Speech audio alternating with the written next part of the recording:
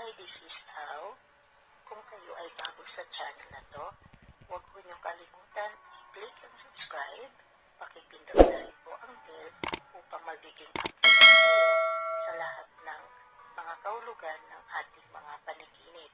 Kung kayo po ay may gustong malaman tungkol sa inyong mga panaginip, huwag po kayo mag-atubiling mag-iwan ng komento sa ilalim upang mabasa natin at mabigyan ng lunas o maibigay sa inyo ang mga kahulugan nito.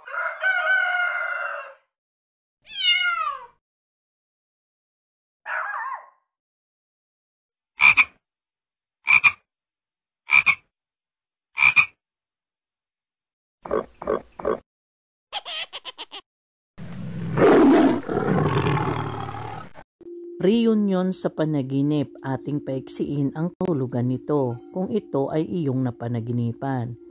Kung sa waking life mo, ikaw ay may asawa o nobyo o karelasyon at kayo ay nag-away, ibig sabihin nito, after ng away nyo ay maaring marisolba ang mga problema nyo. Ito ay nagpapahiwatig na ang inyong problema ay maayos at mabigyan ng closure at kayo ay magpasya na magpanibagong chapter ng inyong buhay.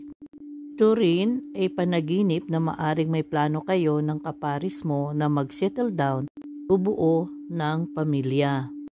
Ang panaginip na ito ay maari rin na ikaw ay nagpapahalaga sa iyong mga kaibigan at maaring magkaroon ng plano na kayo ay magkita muli. Kung sa panaginip mo naman ay nakikita mo ang iyong mga kaklase at reunion sa isang school, ibig sabihin binigyan mo ng halaga ang inyong pagiging parte ng paaralan na binibigyan mo rin ng halaga ang inyong mga guro at yung mga nagiging kaklase mo.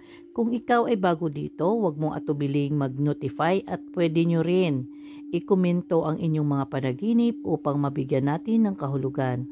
Tandaan, ito ay gabay lamang. Tayo pa rin ang magpasya kung maniwala tayo o hindi. Ito si Au, nagsasabing magandang araw sa lahat.